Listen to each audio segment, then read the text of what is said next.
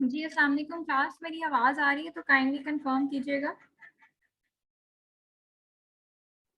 Yes ma'am.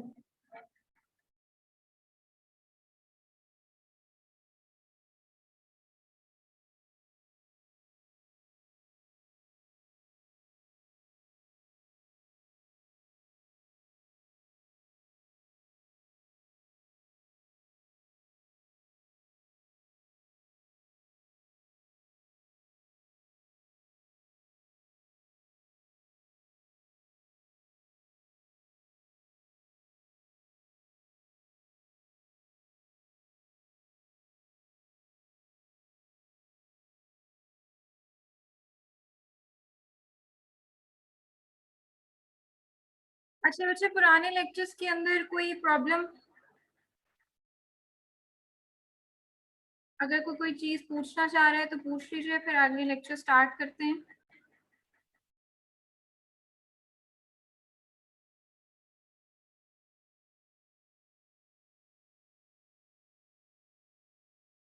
Last time हम ankle joint discuss कर रहे थे और उसकी हमने हाइपोमोबिलिटी और डिफरेंट जो प्रॉब्लम्स हैं उससे रिलेटेड हमने डिस्कस किया था। डिफरेंट डिफॉर्मिटीज, हेलिक्स वेल्गस था, फिर जो ओवर यूज सिंड्रोम्स हमने देखे थे, हाइपोमोबिलिटी की डिफरेंट कॉजेज हमने देखी थी। आज हम एंकल जॉइंट से ही मिलता जुलता जो है वो अब जॉइंट स्टार्ट करने लगे हैं। अब हम बेसिकली अपर लिम्ब के ऊपर आ रहे हैं और अपर लिम्ब जो है उसके अंदर हम रिस्ट से स्टार्ट करेंगे, क्योंकि जो रिस्ट जॉइंट है वो मिलता जुलता इसलिए है क्योंकि एंकल की तरह ही बहुत सारी उसमें बोन्स इन्वॉल्व हैं, बहुत सारे मल्टीपल शॉर्ट जो हैं स्मॉल जॉइंट्स वो प्रेजेंट हैं। और इम्पॉर्टेंट जॉइंट है आपका कॉम्प्लेक्स, पूरा का पूरा रिस्ट और हैंड कॉम्प्लेक्स आपकी डेली एक्टिविटीज में जो है वो बड़ा इंपॉर्टेंट है। तो आज इसको थोड़ा सा देख लेते हैं, रिस्ट जॉइंट का स्ट्रक्चर और फंक्शन आज थोड़ा सा देख लेते हैं, और उसकी जो हाइपोमोबिलिटीज है और उससे रिलेटेड जो उसकी मैनेजमेंट है जनरल, वो हम इसको आज गो थ्रू करते हैं। अच्छा, अब ये आपके पास जो है वो रिस्ट और हैंड कॉम्प्लेक्स की जो है वो एनाटॉमी है। बोन्स जो है वो इस तरह से अलाइंड होती हैं आपकी बॉडी में। वो कुछ इस तरह से है कि आपके पास जो मेजर बोन्स हैं, रिस्ट जॉइंट की अगर हम बात करें, जो रिस्ट जॉइंट बनता है ट्रू रिस्ट जॉइंट, उसमें आपके पास रेडियस बोन है, एक तरफ आपके पास अल्ना बोन होती है, और उसके बाद आपके पास दो कार्पल बोन्स की जो है वो रॉज होती हैं। ठीक है, दो रोज की फॉर्म में जो है वो आपकी ये बोन्स जो है वो प्रेजेंट है। बट अगर हम रिस्ट जॉइंट की बात करें तो रिस्ट जॉइंट किससे बन रहा है, वो आपकी रेडियस और अल्ना, और इनकी अटैचमेंट आपस में किस किस के साथ, जो आपकी प्रॉक्सिमल रो है कार्पल बोन्स की, उसमें सबसे पहले स्केफोइड आ जाती है, ल्यूनेट आ जाती है, ये आपकी रेडियस के साथ अटैच होती हैं। ट्राइक्विट्रियम का थोड़ा पार्ट जो है वो अटैच होगा, और साथ में ट्राइक्विट्रियम बेसिकली जो है वो ज्यादा अटैच होगी इसके साथ, अल्ना के साथ। इसके अलावा यहाँ पे जो है वो एक और बोन भी प्रेजेंट है जो कि हम जिसके कहते हैं पीजीफॉर्म बोन। पीजीफॉर्म बोन एक तरह की जो है ना वो सेसमोइड बोन है, जस्ट लाइक योर पटेला, जो कि टेंडन्स के अंदर एम्बेडेड होती है। वो एक ट्रू जॉइंट तो नहीं बना रही है बट टेंडन्स के अंदर एम्बेडेड है, और उसका जो फंक्शन है वो एज अ जॉइंट जो है वो फंक्शन करती है। बट हम उसको ट्रू जॉइंट नहीं कहेंगे, हम उसको जो है वो फंक्शनल जॉइंट जो है वो कंसिडर करते हैं, कि उसकी मूवमेंट जो है वो ओवरऑल आपके हैंड की फंक्शन में इंपॉर्टेंट है। अच्छा, कार्पल बोन्स की जो प्रॉक्सिमल रो है उसके बाद जो आपकी डिस्टल रो आ जाती है, उसके अंदर अगेन आपके पास चार बोन्स हैं, जो कि है trapezium, trapezoid, capitate and then hamate bone आ जाती है। ठीक, ये आपकी जो दो रोज हैं आपस में ये ज्वाइंट बनाती हैं, जिनको हम इंटरकार्पल ज्वाइंट्स भी कहते हैं या मिड कार्पल ज्वाइंट्स हम कहते हैं, इनके दरमियान में जो ज्वाइंट बन रहा है। अच्छा, अब डिस्टल रो जब फर्दर आगे किसके साथ ज्वाइंट बनाएगी, वो आगे आपके पास है मेटाकार्पल बोन्स। ठीक, अब मेटाकार्पल्स के अंदर ना हम 2 से लेके 4 को अलग कंसिडर करते हैं, और फर्स्ट मेटाकार्पल जो है जो ज्वाइंट बनता है उसको हम अलग कंसिडर करते हैं, क्योंकि उसकी थोड़ी सी एनाटॉमी फर्क है, उसका थोड़ा सा स्ट्रक्चर फर्क है। तो यहाँ पे ये जो हमारे पास 2 to 4 है, ये आपके पास कार्पोमेटाकार्पल ज्वाइंट बनेंगे, सीएमसी जिनको हम कहते हैं, और ये फर्स्ट वन अलग से हम इसको डिस्कस करेंगे। कार्पोमेटाकार्पल ज्वाइंट्स के बाद अगला जो जॉइंट आता है वो हमारा आता है एमसीपी जॉइंट का, जिसका मेटाकार्पोफिलेंजियल जॉइंट्स। आगे अब फेलिंग्स के साथ, फेलेंजेस के साथ जो आपके जॉइंट्स बनते हैं मेटाकार्पल्स के, अब वो आ रहे हैं। लाइक जो हमारे नकल्स हैं उनको हम जो एमसीपी जॉइंट्स है वो बोलते हैं। अब हमारे पास जो फेलेंजेस हैं वो हमारे पास 3 फेलेंजेस होती हैं हर फिंगर के अंदर एक्सेप्ट थंब। अब यहाँ पे आपके पास जो 3 फेलेंजेस हैं 2 से 5 तक, उसमें आपके पास जो प्रॉक्सिमल फेलिंग्स है उसके दरमियान में जो जॉइंट बनेगा वो आपका प्रॉक्सिमल इंटरफेलेंजियल जॉइंट हम उसको कहेंगे। और बिल्कुल जो फिर आपका डिस्टल फेलिंग्स के साथ जॉइंट बनेगा मिड का, उसको हम कहते हैं डिस्टल इंटरफेरेंजियल जॉइंट। तो ये आपकी जो है वो टोटल हैंड की और रिस्ट की जो है ना वो एनाटॉमी है, जनरल एनाटॉमी की, कौन सा जॉइंट कहाँ पे किस तरह से बनना। अब अगर हम इसको देखें आगे फर्दर, इसके स्ट्रक्चर की बात करें तो हम ये जो जितने अभी सारे जॉइंट्स मैंने आपको बताए हैं इनको हमने डिवाइड किया हुआ है डिफरेंट 5 जॉइंट्स के अंदर, ठीक है, टाइप्स ऑफ जॉइंट्स के अंदर। अब सबसे पहला जो था इसके अंदर रेडियो कार्पल जॉइंट था, जो कि रेडियस और आपकी कार्पल बोन्स के दरमियान में बन रहा था। इसमें डिस्क एक प्रेजेंट होती है खासतौर पर, वो बड़ी इंपॉर्टेंट डिस्क है। और ये जो जॉइंट है वो रेडियस का डिस्क के साथ फिर आगे स्केफोइड, ल्यूनेट और ट्राइकोटियम बोन के साथ जो है वो ये जॉइंट बनता है। पीजी फॉर्म जो है वो फंक्शनल जॉइंट के तौर पे एक्ट कर रही होती है।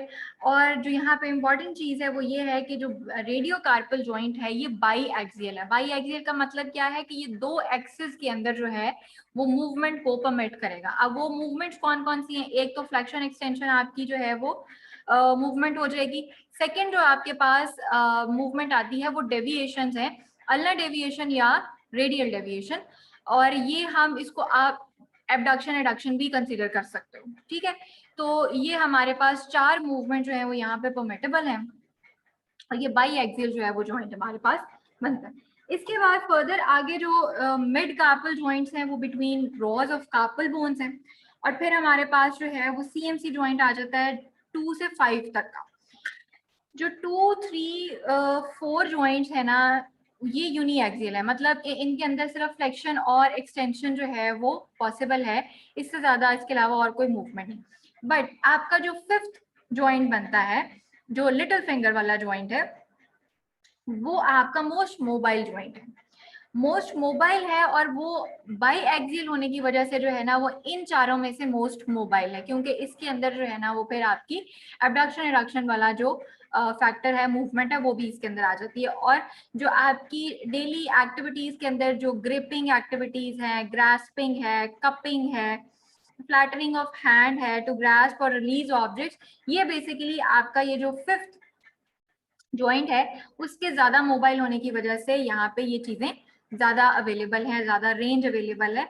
बाकी अदर देन जो बाकी आपके जॉइंट्स हैं 2 से 4 तक, वो सिर्फ यूनी एक्सियल हैं, एक ही डायरेक्शन के अंदर आपको मूवमेंट देते हैं।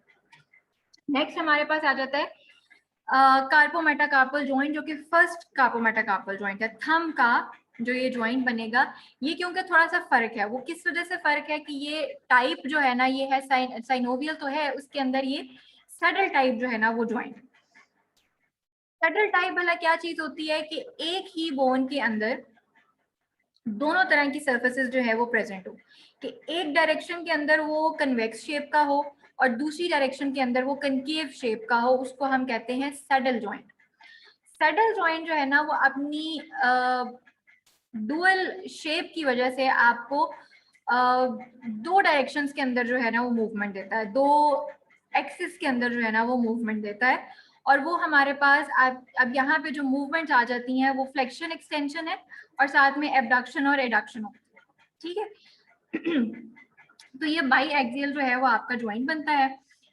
अब सैडल है तो इसके अंदर ये चीज देखने वाली है कि यहाँ पे स्लाइडिंग और ग्लाइडिंग का जो है ना वो थोड़ा सा आ जाएगा, क्योंकि याद करें हमने पहले भी ये चीज डिस्कस की हुई है कि कनकेव रूल होता है तो आपकी जो ग्लाइडिंग स्लाइडिंग है वो मूवमेंट के सेम डायरेक्शन में होती है। जिस डायरेक्शन में मूवमेंट जा रही है उसी डायरेक्शन के अंदर आपकी स्लाइडिंग ग्लाइडिंग होती है। और अगर कन्वेक्स रूल लग रहा हो किसी बोन के ऊपर, ज्वाइंट के ऊपर, तो जिस डायरेक्शन के अंदर आपकी फिजियोलॉजिकल मूवमेंट होती है, स्लाइडिंग ग्लाइडिंग की डायरेक्शन उससे ऑपोजिट होती है। तो ये चीज है इसमें ये समझने वाली कि जो आपका ये जो सैडल जॉइंट है, फर्स्ट कार्पोमेटाकार्पल जॉइंट थंब का जो बनता है, इसमें फ्लेक्शन और एक्सटेंशन होते वक्त जो बोनी सरफेस मूव कर रही होती है वो है बेसिकली आपका बोन का वो पार्ट जो कनकेव है इन नेचर, जो कनकेव इन शेप है। तो फ्लेक्शन और एक्सटेंशन में जो ग्लाइडिंग है वो सेम डायरेक्शन के अंदर होगी, जिस तरफ फ्लेक्शन है उसी तरफ ग्लाइड है, जिस तरफ एक्सटेंशन है उसी तरफ आपकी ग्लाइडिंग है। एबडक्शन और रिडक्शन में आपकी बेसिकली बोन का वो पार्ट मूव कर रहा होता है जो कि कन्वेक्स है। कन्वेक्स होने की वजह से अब ग्लाइडिंग और स्लाइडिंग जो है ना वो ऑपोजिट हो जाती है, कि एबडक्शन के अंदर जो है वो ऑपोजिट डायरेक्शन होगी, जो उसकी डायरेक्शन ऑफ मूवमेंट है उससे अगेंस्ट, उसके ऑपोजिट डायरेक्शन में आपकी स्लाइडिंग ग्लाइडिंग है। तो अगर हाइपोमोबिलिटीज एग्जिस्ट करती हैं और आपको मोबिलाइजेशन जो है वो करनी पड़ती हैं, तो आपको ग्लाइडिंग स्लाइडिंग का जो है वो देख के करना पड़ेगा कि अगर आप एबडक्शन की रेंज को इंक्रीज करना चाह रहे हैं तो उसकी ग्लाइड किधर होगी, और अगर आप फ्लेक्शन को करना चाह रहे हैं तो उसकी ग्लाइड किधर होगी। रेस्ट जो हमारे पास एमसीपी जॉइंट्स हैं 2 to 5 जॉइंट्स, वो भी आपके बाई एक्सियल हैं, कॉन्डलाइट टाइप हैं और बाई एक्सियल इन नेचर है। इसमें आपकी फ्लेक्शन एक्सटेंशन भी परमिटेबल है और आपकी जो एबडक्शन रिडक्शन है वो भी अवेलेबल है यहाँ। तो ये आपके जो है वो बेसिकली 5 जॉइंट्स हैं जो ओवरऑल आपके रिस्ट और हैंड के अंदर बनते हैं। अब यहाँ पे रुक के अगर हम अगेन वो जो कनकेव कन्वेक्स रूल है उसको जरा थोड़ा सा डिस्कस कर लें, तो क्योंकि आपका जो रिस्ट जॉइंट है उसकी मैं आपको शेप दिखा दूं दोबारा। यहाँ पे आप देख सकते हैं कि आपकी ये जो अल्ना है और रेडियस है, ये दोनों बोन्स आपकी कनकेव इन नेचर है, ठीक है, कनकेव इन शेप है, और आपके ये जो कार्पल बोन्स हैं ये कन्वेक्स शेप के। तो जब भी आपका ओपन चेन मूवमेंट है जिसमें आपका हैंड जो है वो फ्री टू मूव है, तो हैंड फ्री टू मूव होने का मतलब ये है कि जो कन्वेक्स बोनी पार्टनर्स हैं वो आपके कनकेव के ऊपर मूव कर रहे हैं ओपन चेन के अंदर। दैट मीन्स कि ओपन चेन के अंदर आपकी जो रिस्ट जॉइंट है वो कन्वेक्स रूल को फॉलो करती है कि इसके अंदर जो ग्लाइडिंग स्लाइडिंग है वो आपकी ऑपोजिट इन डायरेक्शन होगी टू योर फिजियोलॉजिकल मूवमेंट। अब फिजियोलॉजिकल मूवमेंट क्या है, फ्लेक्शन है और एक्सटेंशन है। यहाँ पर अगर हम उसकी बात कर लेते हैं तो आपकी जो पाम सरफेस होती है उसको हम कहते हैं वोलर साइड, और जो हाथ की उल्टी साइड है उसको हम कहते हैं कि ये डोर्सल साइड, ठीक। अब आपने सिंपल इस चीज को देखना है कि आपके जो हैंड की या रिस्ट की मूवमेंट है वो किस डायरेक्शन में हो रही है, वोलर साइड पे हो रही है या डोर्सल साइड पे हो रही है।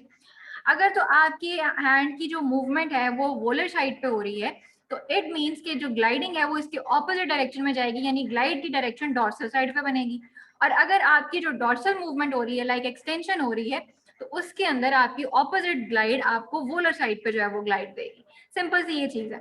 बट अगर आपकी कोई जो मूवमेंट है वो क्लोज चेन मूवमेंट हो रही है, लाइक जिसमें हैंड आपका फिक्स्ड है और आपकी जो रेडियस और अल्ना है वो मूव कर रही हैं, तो उस टाइम पे आपकी जो कनकेव सर्फेसेस हैं वो मूविंग बोन्स हैं। दैट मीन्स कि यहाँ पे आप कन्वेक्स रूल की जगह आप कनकेव रूल जो है वो फॉलो होगा। और कनकेव रूल कहता है कि जिस डायरेक्शन में फिजियोलॉजिकल मूवमेंट उसी डायरेक्शन में सेम डायरेक्शन के अंदर आपकी एसेसरी मूवमेंट जो है या जो ग्लाइडिंग स्लाइडिंग है वो भी सेम डायरेक्शन के अंदर होगी। तो ये चीज आपने जो है वो याद रखनी है कि इसके अंदर रूल कौन सा लग रहा है और किस वजह से। अच्छा, अब उसके बाद अगर हम नर्व्स की बात करें तो जो नर्व्स है यहाँ पे ये हम नर्व्स के चैप्टर में बड़ा क्लियरली और बड़ा डिटेल में हमने इस चीजों को डिस्कस किया है। हैंड और अपर लिम्ब के जो मेजर नर्व्स हैं वो आपको पता है 3 मेजर नर्व्स हैं हैंड के केस के अंदर, मीडियन नर्व है, अल्नर नर्व है और रेडियल नर्व है। और हैंड के अंदर बहुत सारे पॉइंट्स ऐसे हैं जो ससेप्टेबल पॉइंट्स हैं जहाँ पे नर्व की इंजरी के चांसेस जो है वो ज्यादा हैं। जैसे कि मीडियन नर्व वो आपकी कार्पल टनल के अंदर जो है वो बड़ी आसानी से और बड़ी कॉमनली जो है वो कंप्रेस कर जाती है अगर आप रेपिटेटिवली उसके ऊपर कंप्रेसिव फोर्सेस जो है वो अप्लाई करते हैं मैल अलाइनमेंट की वजह से, या आपका पोस्चर इस तरह का है या आपका काम जो है वो रिक्वायर करता है कि आपकी पोजीशनिंग कुछ इस तरह की रहे कि मीडियन नर्व के ऊपर कंप्रेशन बढ़ता चला जाए। ऐसे केस को फिर हम कार्पल टनल सिंड्रोम जो है वो बोलते हैं, उसके अपने साइन सिम्टम्स हैं। अल्नर नर्व जो है वो टनल ऑफ गायोन के अंदर जो है वो इम्पिंज कर जाती है। टनल ऑफ गायोन क्या था कि आपकी जो पीजिफॉर्म बोन है वो हैमेड बोन के ऊपर पड़ी हुई है, ठीक है, हैमेड के हुक के ऊपर जो है वो प्रेजेंट है। अब जब वो उसके ऊपर प्रेजेंट है तो उसके नीचे से एक जो है ना वो छोटा सा एरिया जो है वो फ्री स्पेस क्रिएट हो जाती है जो कि टेंडन्स और बोन्स के दरमियान में बनती है। असल में आपकी जो अल्नर नर्व है वो हैंड में यहीं से एंटर होती है। अब वो एरिया ऐसा है कि अगर आपका उसके ऊपर कंप्रेशन आता है, लाइक आप गिर जाते हो, फॉल हुआ है और आपने अपने हाथ के ऊपर वजन डाल के अपने आप को बैलेंस किया है, तो डायरेक्ट कांटेक्ट और डायरेक्ट प्रेशर जो है वो आपकी बोन को यहाँ पे क्या कर सकता है, इंजर कर सकता है। तो यहाँ पे अल्नर नर्व जो है वो इंजरी के चांसेस हैं। इसके अलावा जो आपकी ये जो तीनों मेन नर्व्स हैं, मीडियन है, अल्नर है, रेडियल है, इनकी अगर आप ये देखें कि जो नर्व रूट्स के लेवल पे अगर इंजरी होती है तो भी अफेक्ट आपके कहाँ पे है, हैंड की डिफॉर्मिटीज और हैंड के ऊपर जो है वो मोटर फंक्शन और सेंसरी लॉस की शक्ल में आते हैं। क्लॉ हैंड बन जाता है, एप हैंड है, क्लमकीज पैरालिसिस बन सकता है, अर्ब्स पैरालिसिस के केस के अंदर जो है वो आपके हैंड की डिफॉर्मिटी बन जाती है। तो चाहे आपका हैंड के अंदर जो है वो नर्व इंजर हो रही है, चाहे नर्व रूट के लेवल के ऊपर हो रही है, ये अक्सर जो है वो कॉमनली जो है वो ये इंजर होने वाली नर्व्स हैं और ये आपके हैंड की जो है ना वो डिफॉर्मिटी के शक्ल में जो है ना वो अपेयर होती है। इसके अलावा रेडियल नर्व भी है यहाँ पे, जो अक्सर औकात आपके मैल प्रैक्टिस की वजह से जो इंजेक्शन जो है वो गलत जगह लग जाता है, median nerve sorry radial nerve के ऊपर लग जाता है, रेडियल ग्रूव में, और उसकी वजह से जो है ना वो आपका रिस्ट ड्रॉप फिर डेवलप हो जाता है। तो ये सारी नर्व्स जो है ना वो आपकी यहाँ पे इंजर हो सकती हैं। अब आगे अगर हम जॉइंट की बात करें तो जॉइंट जो है उसकी हमारे पास प्रॉब्लम सबसे पहला तो आ जाता है हाइपोमोबिलिटी का, कि डिक्रीज हो गई है आपकी रेंज ऑफ मोशन। अब उसकी मल्टीपल कॉजेज हैं, RA है, OA है और पोस्ट इमोबिलाइजेशन हाइपोमोबिलिटी है। बार बार चीजें रिपीट हो रही हैं और रिवाइज हो रही हैं, अब तक ये चीजें जो है ना वो बड़ी अच्छे से जो है वो याद हो जानी चाहिए कि RA क्या होता है, OA क्या है। RA बेसिकली हैंड के केस में बहुत ज्यादा इंपॉर्टेंट है, क्योंकि अगर हम देखें तो RA जो स्टार्ट होता है रूमेटॉइड आर्थराइटिस, वो आपके हैंड्स के स्मॉल जॉइंट से ही बेसिकली स्टार्ट होता है एंड देन वो आगे मूव फॉरवर्ड करता है टुवर्ड्स योर लार्जर जॉइंट्स। इसके अंदर एक्यूट कंडीशंस के अंदर पेन भी होती है, स्वेलिंग है, वार्मथ है, आपकी साइनोवाइटिस है, टीनोसाइनोवाइटिस है, इन्फ्लेमेशंस के केसेस मतलब और वो प्रोग्रेसिव जो है वो मस्कुलर वीकनेस की तरफ आपको पेशेंट को ले जाता है। CTS कार्पल टनल सिंड्रोम जो है ये डेवलप हो जाता है विद टाइम और विद टीनोसाइनोवाइटिस। और जनरल जो है वो आपकी जो एक फटीग का जो एलिमेंट है, मस्कुलर फटीग, वो बड़ी ज्यादा जो है ना वो आपकी डेवलप रहती है। और एडवांस स्टेजेस की अगर हम RA के केस के अंदर बात करें तो आपके कैप्सूल्स को ये डिजीज जो है वो इन्वॉल्व कर लेती है, वीकनेस आती है इसके अंदर कैप्सूल्स की और वो लैक्सिटी आ जाती है और इंस्टेबिलिटीज का जो फैक्टर है ना वो यहाँ पे इन्वॉल्व होना शुरू हो जाता है। इरोजन होना शुरू हो जाती हैं, आपकी कार्टिलेज की डिस्ट्रक्शन होना शुरू हो जाती है, बोन सर्विसेज जो है वो आपकी एक्सपोज ऑफ हो जाती हैं और उनकी जो फ्रिक्शन है उसकी वजह से आपकी जो बोन सर्फेसेस हैं उनमें डिफॉर्मिटीज बनना शुरू हो जाती हैं, वो डी शेप होना शुरू हो जाती हैं।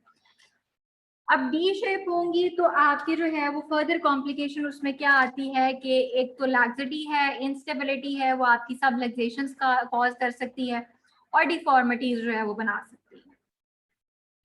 तो यहाँ पे जो मेन आपकी डिफॉर्मिटीज बनती हैं, काफी सारी सबलक्सेशंस हैं, कुछ डिफॉर्मिटीज हैं जो मेजर डिफॉर्मिटीज हैं, उनमें से एक आपने नाम सुना होगा, स्वॉन नेक डिफॉर्मिटी का नाम सुना होगा, एक आपने बॉटनियर डिफॉर्मिटी का नाम सुना होगा। इसकी मैं अगर आपको पिक्चर्स जो है वो साथ साथ दिखा दूं तो बेहतर आसानी रह जाएगी कि ए पिक्चर जो है that is sworn neck deformity.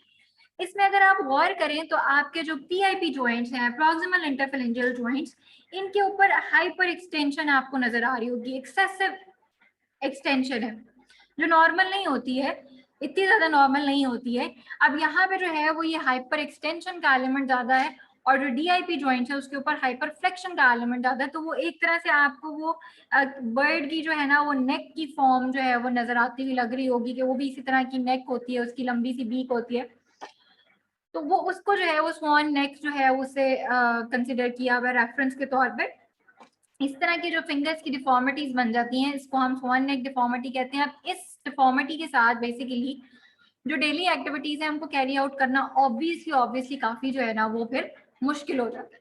अब दूसरी तरफ जो है इसकी ऑपोजिट डिफॉर्मिटी वो है बॉटनियर डिफॉर्मिटी, बॉटनियर के अंदर जो है वो ऑपोजिट क्या आ जाएगा कि आपका जो पीआईपी जॉइंट है, प्रॉक्सिमल इंटरफेरेंजियल जॉइंट, उसके ऊपर आपको हाइपरफ्लेक्शन नजर आ रही होगी। हाइपरफ्लेक्शन आपको नजर आ रही होगी, क्यों? क्योंकि यहाँ पे जो आपका टेंडन है बेसिकली एक्सटेंसर टेंडन, वो रप्चर्ड है। जो हमने पहले बात की कि एडवांस स्टेजेस के अंदर आपके टेंडन्स जो है वो रप्चर कर जाते हैं, यहाँ पे भी आपका ये जो टेंडन है वो रप्चर्ड है। अब टेंडन रप्चर होने की वजह से वो जो आपके फ्लेक्सर टेंडेंस से वो उनका पुल जो है ना वो बढ़ जाएगा और वो आपके ज्वाइंट को हाइपरफ्लेक्शन के अंदर जो है ना वो रखेंगे। ठीक। अब दूसरी तरफ जो है वो आपका जो डीआईपी ज्वाइंट है, डिस्टल इंटरफेरेंजियल ज्वाइंट, वहां पे हाइपर एक्सटेंशन जो है ना वो क्रिएट रहती है। तो ये इसकी जो है वो बॉटनियर डिफॉर्मिटी हम इसको कहते हैं। अगेन इस कंडीशन के साथ भी आपके लिए जो नॉर्मल एक्टिविटीज है उनको कैरी आउट करना मुश्किल है। अब अगर हम सारी की सारी डिफॉर्मिटीज और सबलक्सेशंस को अगर इकट्ठा जो है वो एक पेशेंट के अंदर देखें कि किस तरह से आपके हैंड्स की प्रेजेंटेशन होगी, तो ये आपके पास एक एडवांस स्टेज का पेशेंट है, आरए का पेशेंट की, उसके हैंड्स की प्रेजेंटेशन है। उसमें आप गौर करें, ये आपको नोड्यूल्स बने हुए भी नजर आ रहे होंगे, जगह जगह से आपको जो है ना वो स्वोलन जॉइंट्स नजर आ रहे हैं, रेडनेस नजर आ रही होगी डिफरेंट, वो आपकी स्वेलिंग को जो है वो शो कर रही है। इसके अलावा ये आपको फिंगर्स के अंदर जो है वो आपको ये डिफॉर्मिटी बनी हुई नजर आ रही होगी, बहुत ज्यादा जो है ये फ्लेक्शन आपको ये नजर आ रही है डीआईपी के ऊपर। यहाँ पे आपको एक और अगेन डिप नजर आ रहा होगा, जो आपका अल्ना और ट्राइकोट्रियम बोन के दरमियान में जो जॉइंट बनता है, वहां पे आपको ये एक्सेसिव जो है ना वो डिप नजर आ रहा है। बेसिकली ये डिप क्यों है कि यहाँ पे ये जो जॉइंट था अल्ना का और ट्राइकोट्रियम का, ये डिसलोकेटेड है, ये सबलक्सेटेड है। जो ट्राइकोट्रियम बोन है ये वोलर साइड पे बहुत ज्यादा जो है ना वो सबलक्सेट हुई हुई है, और उसकी वजह से रिलेटिवली आपकी ये जो अल्ना बोन है ये बाहर की तरफ ज्यादा निकली हुई है, डोर्सल साइड पे ज्यादा निकली हुई है। ये सबलक्सेटेड जो है वो आपकी जॉइंट है। उसके ऊपर जो है वो आप डिफॉर्मिटी देख सकते हैं कि ये बहुत ज्यादा जो है वो ये भी डिसलोकेशन है, इसकी सबलक्सेशन है। तो ये ओवरऑल इसकी जो है ना ये प्रेजेंटेशन इस तरह की बनती है कि आपके आरए के पेशेंट की जो है ना वो हाथों की कंडीशन कुछ इस तरह की होती है। अब आप जरा गौर करें कि इस कंडीशन के अंदर एक जो नॉर्मल एक्टिविटीज हैं डेली लाइफ की, वो कैरी आउट करना कितना मुश्किल होगा। इवन खाना पीना, इवन आपकी जो छोटी मोटी एक्टिविटीज हैं वो करना जो है वो काफी ज्यादा मुश्किल आपके लिए, पेशेंट के लिए जो है वो होगा। दूसरी तरफ हमारे पास ऑस्टियोआर्थराइटिस का केस है जो एज रिलेटेड है। ये आपको पिक्चर जो नजर आ रही है इसमें जो डिफॉर्मिटीज आपको नजर आ रही हैं और जो स्वोलन जॉइंट्स नजर आ रहे हैं, नोड्यूल्स बने हुए नजर आ रहे होंगे, ये आपकी बेसिकली ओए का पेशेंट है, 86 ईयर ओल्ड पेशेंट है। उसके हैंड्स की जो है ना वो प्रेजेंटेशन कुछ इस तरह की है कि एडवांस स्टेजेस का जब आर्थराइटिस है वो ज्यादातर आपका ट्रेपीजियोस्केफोइड जो जॉइंट है उसको अफेक्ट करता है, कार्पोमेटाकार्पल जॉइंट ऑफ थंब को अफेक्ट करता है, और डीआईपीज ऑफ जो डिजिट्स हैं, डिस्टल जो जॉइंट्स हैं, उनको अफेक्ट ज्यादा करता है।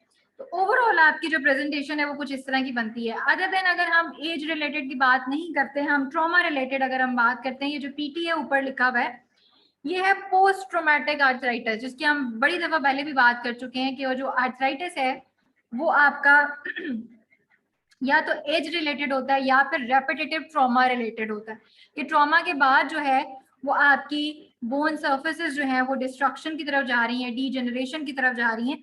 तो उस केस के अंदर भी अर्ली जो साइंस आपको आते हैं आर्थराइटिस के, तो वो भी फिर आपको क्या है, आपके हैंड्स को काफी ज्यादा जो है वो अफेक्ट करते हैं। तो ये ओए और आर ए जो है वो दोनों प्रॉब्लम्स ऐसे हैं जो आपके रिस्ट को, आपके हैंड्स को, इनके जो स्मॉल जॉइंट्स हैं उनको बहुत ज्यादा जो है ना वो अफेक्ट करते हैं।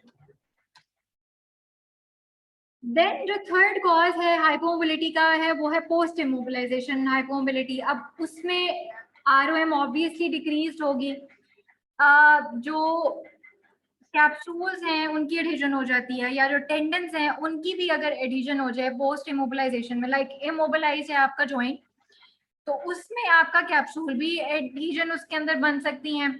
आपके टेंडन जो है वो भी एक दूसरे में फ्यूज कर सकते हैं। आप जब टेंडन फ्यूज करेगा तो उसकी वो जो लेंथ टेंशन रिलेशनशिप है वो बदल जाएगा।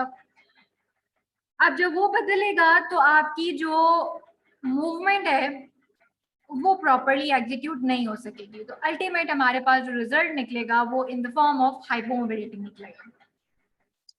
हाइपोमोबिलिटी होगी, आपके मसल्स की जो परफॉर्मेंस है वो डिक्रीज हुई हमें मिलेगी। ठीक है, अब जो कॉमन आपकी प्रॉब्लम्स हैं रिस्ट जॉइंट के केस के अंदर जो आते हैं वो आपकी हर तरह की प्रॉब्लम्स है, like activities of daily living भी आ जाता है, आपकी जो IADLs हैं, इंस्ट्रूमेंटल जो एक्टिविटीज हैं, इवन वो भी अफेक्ट होती हैं। जब ADL अफेक्ट होगी तो डेफिनेटली बाकी तो अफेक्ट होनी ही होनी है। अब ADLs भला क्या क्या अफेक्ट हो सकती हैं? आपकी जो सिंपल मूवमेंट्स हैं, आपने खाना खाना है, ईटिंग का जो प्रोसेस है वो आपके हाथों से, स्पून पकड़ना है, नाइफ पकड़ना है, आपने निवाला बनाना है, हर चीज में आपके जो है वो हैंड्स यूज हो रहे हैं, आपकी फिंगर्स यूज हो रही हैं, आपकी फाइन मूवमेंट जो है ना वो रिक्वायर्ड है, वो आपकी अफेक्ट कर जाएंगी हाइपोमोबिलिटी की वजह से। आपकी जो हाइजीन है, हाइजीन में आपकी बाथिंग आ जाती है, आपकी टॉयलेटिंग आ जाती है, आपकी कॉम्बिंग है, आपकी ब्रशिंग है, टीथ ब्रशिंग, ये सारी चीजें आपकी हाइजीन और ये आपकी एक्टिविटीज ऑफ डेली लिविंग है। जब ये आपकी अफेक्ट करेंगी, आपकी जो लाइफ की क्वालिटी है वो ऑब्वियसली जो है ना वो रिड्यूस हो जाएगी, लो हो जाएगी क्वालिटी आपकी। इसी के अलावा आपकी जो IADLs हैं, लाइक अदर देन जो एक्टिविटीज ऑफ डेली लिविंग है उसमें भी बहुत सारी चीजें हैं जो कि आपकी जिसमें हैंड्स इन्वॉल्व हैं, लाइक आजकल आपका मोबाइल का यूज, ठीक है, हैंड्स रिक्वायर्ड है, आपकी राइटिंग जो है वो आपकी हैंड्स, उसकी फिंगर्स की फाइन मूवमेंट्स रिक्वायर्ड है, आपकी कोई ना कोई हॉबी अगर है, लाइक आपकी, चले फॉर एग्जांपल शॉपिंग की हम बात कर लेते हैं, ड्राइविंग की बात कर लेते हैं, आप गार्डनिंग की बात कर लो, हर तरह की जो चीज है, आपके जो काम है, इंस्ट्रूमेंटल जो एक्टिविटीज हैं, इन सब में भी आपके हैंड्स और फिंगर्स जो हैं वो बड़ा इंपॉर्टेंट आपका पार्ट है। तो जब इनके अंदर हाइपोमोबिलिटी आएगी तो आपकी ओवरऑल एक्टिविटीज जो हैं वो अफेक्ट करेंगी और उसकी वजह से जो आपकी क्वालिटी ऑफ लाइफ है वो डेफिनेटली क्या होगी, लो चली जाएगी, लो हो जाएगी, रिड्यूस होगी। अब अगर ऐसा पेशेंट आपके पास आता है तो आप उसको मैनेज किस तरह से करेंगे? पेशेंट की एजुकेशन बहुत ज़्यादा इंपॉर्टेंट है, आपको एक्टिविटीज़ जो है उनको मॉडिफाई करना पड़ेगा, डिफॉर्मिटीज़ के अकॉर्डिंग जो है वो आपको पेशेंट को गाइड करना पड़ेगा कि आपने फलां काम करना है तो कैसे करना है।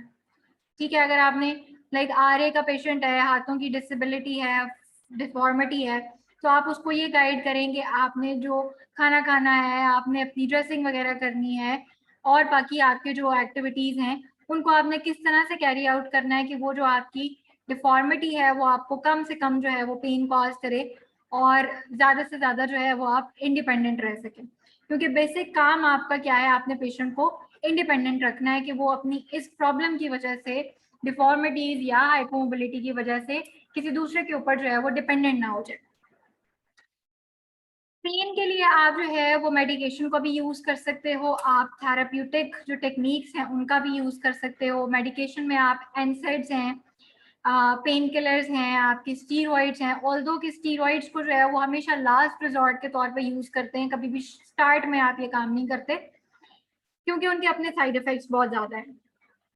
थेरेप्यूटिक जो आपकी टेक्निक्स हैं उसमें आपका ग्रेड 1, 2 की डिस्ट्रैक्शंस हैं, कैल्टन बॉइंट की, और मेटलैंड में जो ऑसिलेशंस हैं वो भी आप ग्रेड 1 और 2 की अगर आप देते हो तो आप दे सकते हो। बट RA के पेशेंट के अंदर जो है वो आपको ये चीज़ नहीं करनी, क्योंकि उनके अंदर ऑलरेडी जो है ना वो डिफॉर्मिटीज बहुत ज़्यादा होती हैं और आपकी लैक्सिटी भी है, इंस्टेबिलिटी भी है, तो वो प्रॉब्लम बढ़ सकता है।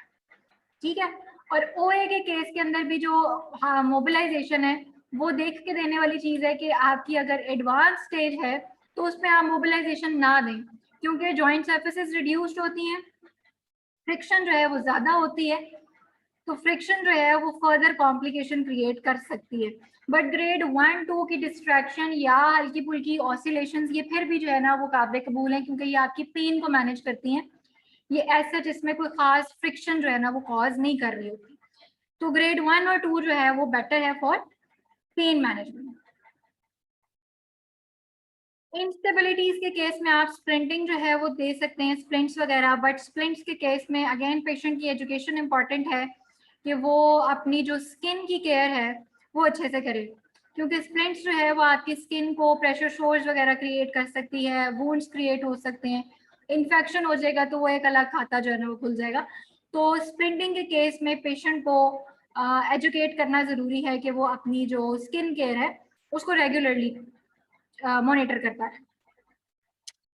मोबिलिटी के लिए आपको पता है कि आपके पास डिफरेंट टेक्निक्स हैं, पैसिव आरओएम है, असिस्टिव आरओएम है, आपकी एक्टिव आरओएम है, एक्वेटिक थेरेपी है, आप टेंडन ग्लाइडिंग एक्सरसाइजेस कर सकते हैं। वो हमने बिल्कुल शुरू के चैप्टर में, नर्व के चैप्टर में हमने ये चीज बड़ी क्लियरली उसको बड़ी डिटेल से डिस्कस किया था कि 5 सेट ऑफ 5 डिफरेंट पोजिशंस हैं, आपकी हैंड्स की मूवमेंट्स हैं, उनको हम सीक्वेंस के अंदर जो है वो लेके चलते हैं, उसके अंदर रेपिटेशंस कराते हैं, वो आपकी मल्टीपल जॉइंट्स को जो है वो मूव करती है और उसमें आपके मल्टीपल टेंडेंस जो हैं वो मूव कर रहे होते हैं, तो आपकी हाइपोमोबिलिटी को जो है वो अच्छे से एड्रेस करती है। इसके अलावा आपकी मसल सेटिंग एक्सरसाइजेज हैं, मल्टीपल एंगल के ऊपर आप उसको मसल सेटिंग्स करा सकते हैं। ठीक है, फर्दर अगर आप उसको और प्रोग्रेस करेंगे कंडीशन को, ट्रीटमेंट को, आप मोबिलाइजेशन विद मूवमेंट के ऊपर जा सकते हैं। ठीक है, आप न्यूरोमस्कुलर कंट्रोल के ऊपर आ सकते हैं। आपकी अगर नर्व की मोबिलिटी का प्रॉब्लम है, आप नर्व की जो ग्लाइडिंग की टेक्निक्स हैं वो अप्लाई कर सकती हैं। इसके अलावा एक और चीज रह जाती है जो बिल्कुल पहले मैंने आपको पिक्चर दिखाई थी, जिसमें यहाँ पे सबलक्सेशन जो है वो प्रेजेंट थी अल्ना के दरमियान में और ट्राइक्वेट्रियम के दरमियान में। तो इसको भी रिड्यूस करना जो है वो आना चाहिए। हम इसको रिड्यूस कर सकते हैं ताकि हम इसको रिड्यूस कर सकें और वो जो हाइपोमोबिलिटी या जो पेन था वो उसको हम थोड़ा सा बेटर कर सकें। तो वो ये है कि आपको जो है ना वो 2 डायरेक्शन के अंदर जो है वो ग्लाइड देनी पड़ती है। इकट्ठी जो है वो हम ग्लाइड देते हैं क्योंकि आपकी ट्राइक्वेट्रियम बोन बोलर साइड पे ज्यादा डिस्प्लेस्ड है, तो आपने इसको जो है वो पुश करके डॉर्सल साइड के ऊपर लेके आना है और ये बहुत ज्यादा डॉर्सल प्रेजेंट है, तो आपने इसको वोलर जो है वो ग्लाइड देनी होती है। इकट्ठा जो है वो हम हैंड प्लेस करते हैं, एक हाथ हमारी फिंगर्स जो है वो ट्राइक्वेट्रियम को होल्ड करती हैं, 2 फिंगर्स जो है वो थंब और फिंगर आपकी अल्ना को जो है वो होल्ड करेंगी। अब इकट्ठी जो है वो आपने दोनों ऑपोजिट डायरेक्शन के अंदर जो है ना वो इसको ग्लाइड करना होता है। जर्की मूवमेंट और ग्लाइड आप उसको करते हो और वो जो है वो अपनी जगह पे क्लिक के साथ जो है वो अपनी जगह पे डिस्प्ले वापस जो है वो रिड्यूस होती है और उसके बाद फिर जो है वो आप उसको बैंडेज करोगे और आप उसको just like in acute injury जो है वो ट्रीट करोगे कि उसका पेन को आपको मैनेज करना है। मैम इसमें हम पोस्टीरियर ग्लाइड देंगे? हाँ जी मैम पोस्टीरियर ग्लाइड देंगे इसमें? यहाँ पे पोस्टीरियर और इंटीरियर को छोड़ दें क्योंकि वो आपको जो है ना वो हैंड की पोजीशन जो है वो कंफ्यूज कर देगी। आप इसको वोलर और डॉर्सल ग्लाइड समझे। पाम की तरफ होगी तो वो वोलर ग्लाइड है, हाथ की उल्टी तरफ जो है उल्टी डायरेक्शन के अंदर वो आपकी डॉर्सल ग्लाइड है। तो आपकी जो ट्राइक्वेट्रियम बोन है उसको आपने डॉर्सल साइड के ऊपर जो है वो आपको ग्लाइड करने की जरूरत होती है और जो आपकी अल्ना बोन है उसको आप वोलर साइड के ऊपर जो है वो वोलर डायरेक्शन के अंदर ग्लाइड करते हो, तो वो आपकी जो है ना वो रिडक्शन हो जाती है और उसके बाद फिर आप उसको एज एक्यूट इंजरी जो है वो ट्रीट करोगे, पेन को मैनेज करोगे और उसमें जो लैक्सिटी आई है, जो मसल इम्बैलेंस आया है, फिर आप उसको जो है ना वो फिर ट्रीट करते हैं अकॉर्डिंगली।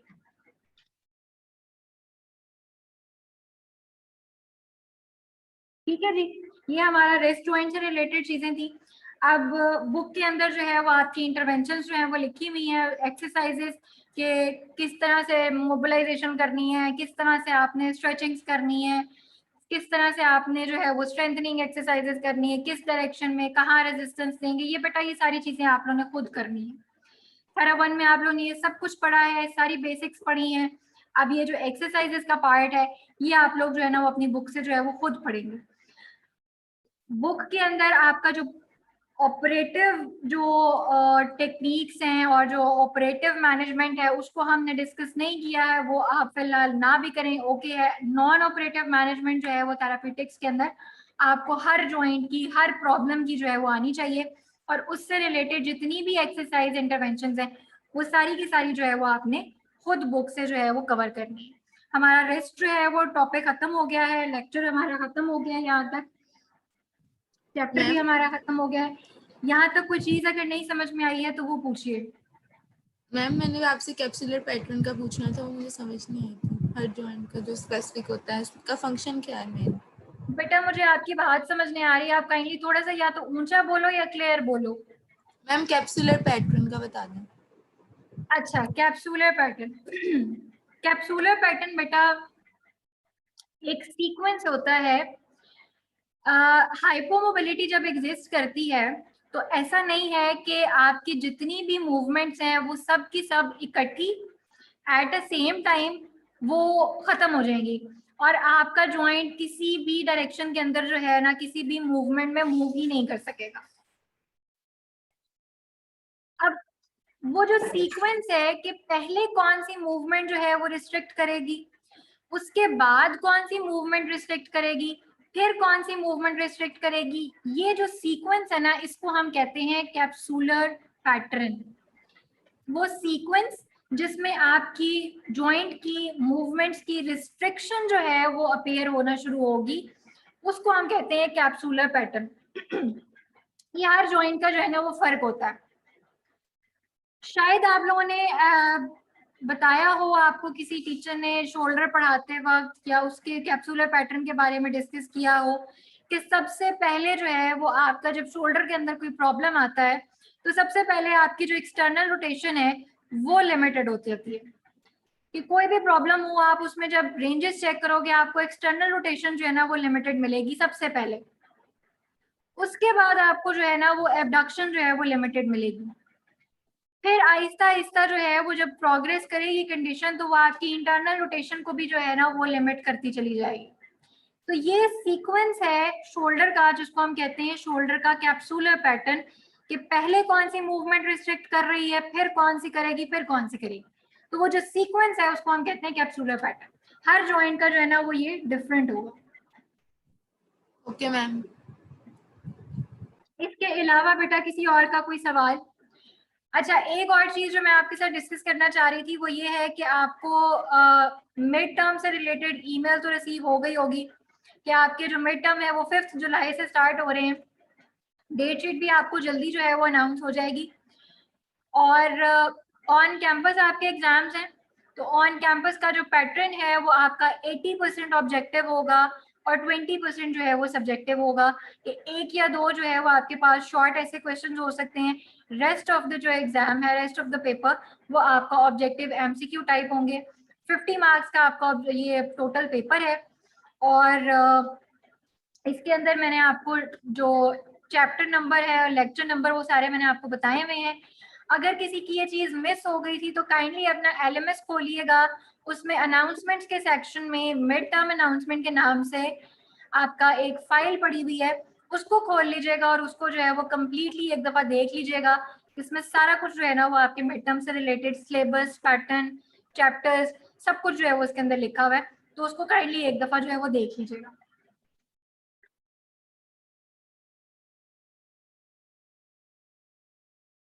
सेकेंडली, आप लोगों की क्लास में से बेटा ऑन कैंपस क्लास लेने के लिए कोई भी नहीं आ रहा, ये अच्छी बात नहीं है। सूनर और लेटर ये चीज होनी है। आपका ये जो हाइब्रिड सिस्टम है ये कंप्लीटली खत्म होने वाला है।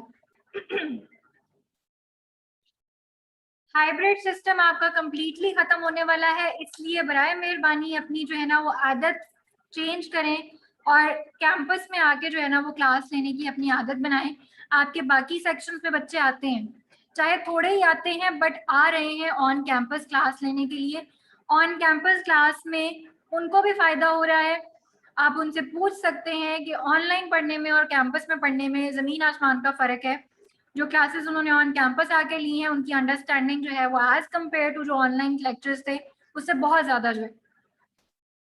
तो आप लोगों की क्लास में से जो है वो अभी तक कोई स्ट्रेंथ नहीं है। हर क्लास में एक दो स्टूडेंट्स आ जाते थे, आज तो मेरा ख्याल एक भी नहीं है।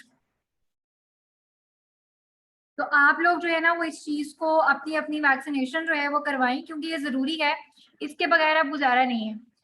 हाइब्रिड सिस्टम खत्म हो जाना है तो आपको अल्टीमेटली कैंपस में आके ही क्लास लेनी है। तो कैंपस में आने की जो एक कंडीशन है वो यही है कि आपको वैक्सीनेशन करानी है।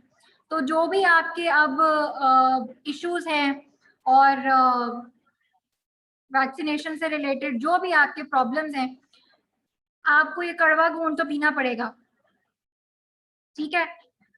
साइड इफेक्ट्स और ये वो सारी चीजें सबके माइंड में होंगी, हम सबके माइंड में हैं, बट जो चीजें जरूरी हो जाती हैं वो फिर करनी पड़ती हैं। तो ये आपको भी करना पड़ेगा।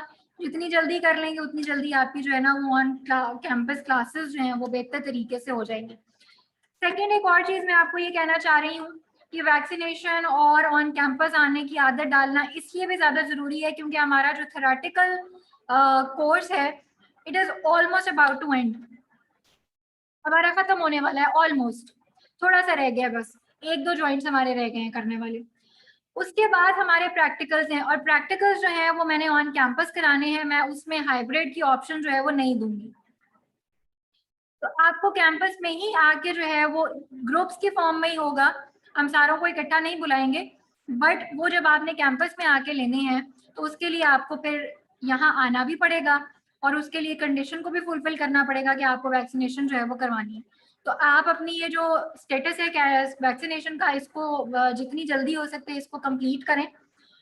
एटलीस्ट फर्स्ट डोज तो आपकी होनी चाहिए कैंपस में आने के लिए, तो आप इसको जो है ना वो सीरियसली लें और कैंपस में जो है ना वो वापस अपनी स्टडीज को रिज्यूम करें। ठीक है बेटा?